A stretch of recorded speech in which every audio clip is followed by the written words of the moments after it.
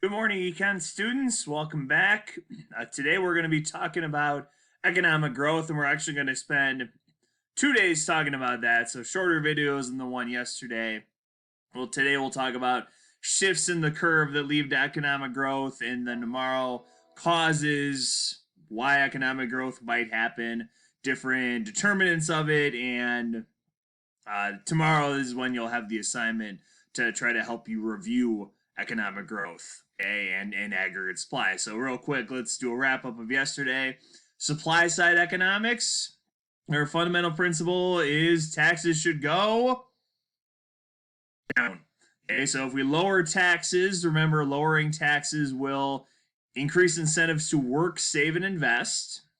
Okay, both for consumers like you guys and for businesses. And the result of these lower taxes will actually increase aggregate supply. That's supply side. So, basic tenets of supply side is that taxes should go down and that lower taxes would actually increase aggregate supply. So,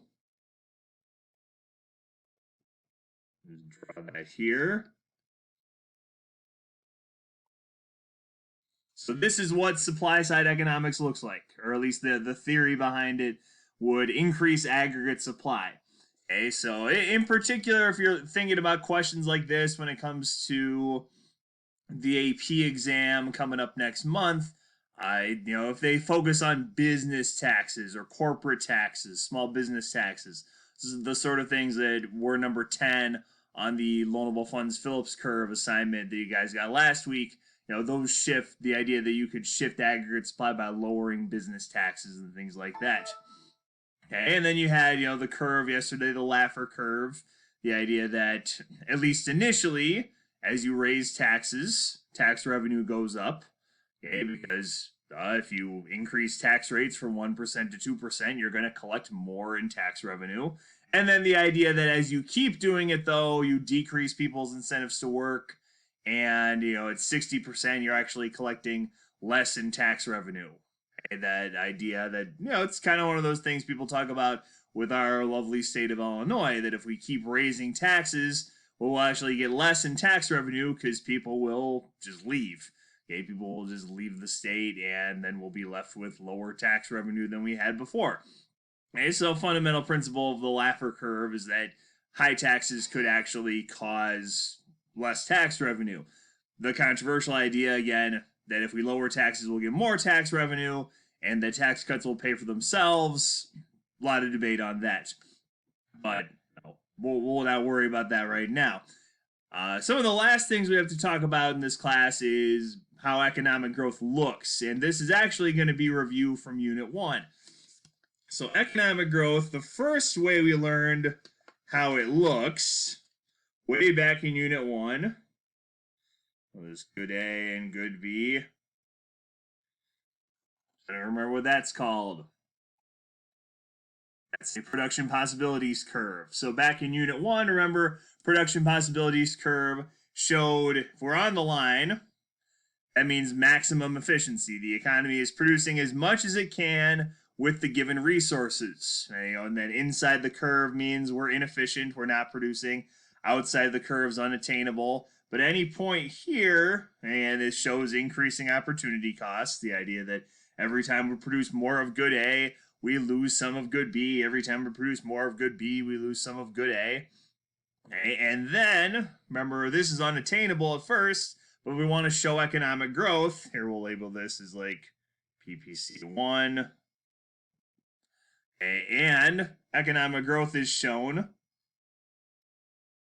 by shifting it outward. And you might remember, and we'll talk more about this tomorrow, we'll go through a whole list of things that could influence economic growth. When we're going to PPC2, maybe it's more resources, maybe it's more technology, but this is how we show economic growth. Okay, economic growth means shifting PPC outward. Now, our PPC is the exact same as which other curve? That's right, long run aggregate supply. So let's show that real quick. If PPC shifts outward, give me a second to draw this.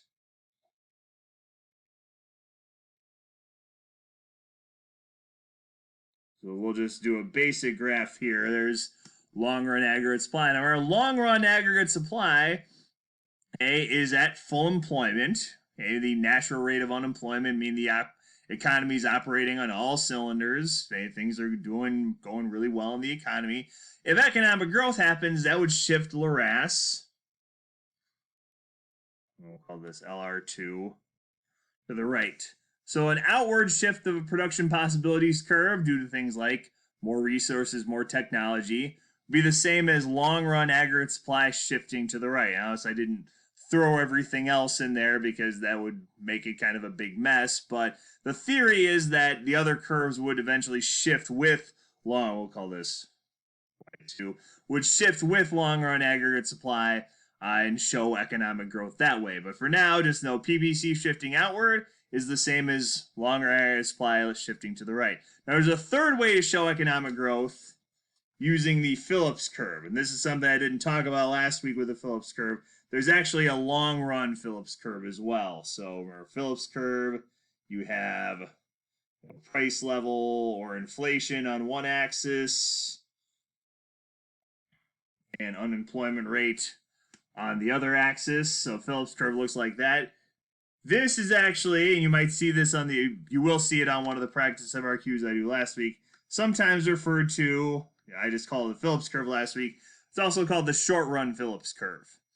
And the short run Phillips curve shows that there's an inverse relationship between unemployment and inflation, that as unemployment goes up, kind of as it is right now, inflation tends to go down. Prices, other than for a few key products like toilet paper, like gasoline, things like that, but the general price level's pretty steady right now because we're not spending a lot of money. And as more people get jobs, more people spend money, that could create demand pull inflation.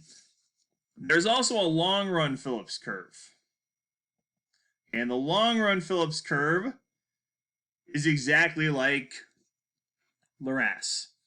It's vertical, and it's vertical at, we'll say this is 5%, but basic idea is that it's vertical at the natural rate of unemployment.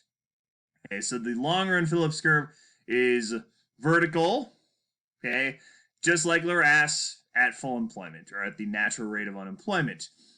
And basically, in the long run, it's saying that there isn't really a relationship between unemployment and inflation. Okay? In the long run, because we always go back to long run aggregate supply, it's no different here. We eventually go back to long run Phillips curve. The idea that, let's say, if we're at a point like here, and that's 8% unemployment. Okay, so we're above the natural rate of unemployment there. And eventually, remember, with unemployment,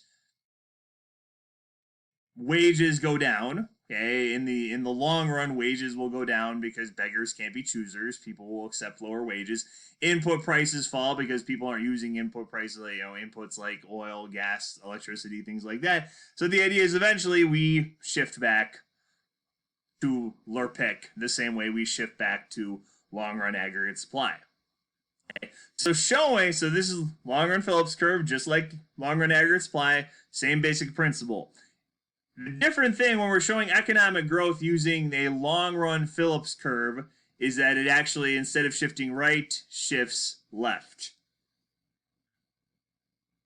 So we'll call this LR2, and we'll say, this is 2% unemployment, or UR3 if you want to label it that way. So a long run Phillips curve shift showing economic growth would actually be to the right, because economic growth means a lower natural rate of unemployment. Okay, so think long run aggregate supply shifts to the right. Long run aggregate supply shifts to the right, showing more output, more real GDP. Long run Phillips curve, shifts to the left. I misspoke a minute ago. Long run Phillips curve shifts to the left, showing a lower natural rate of unemployment. So that's how we would show economic growth using the long run Phillips curve. The big thing to remember with the long run Phillips curve, in the long run, we're stable at full employment, and the natural rate of unemployment, and in the long run, economic growth shifts to the left.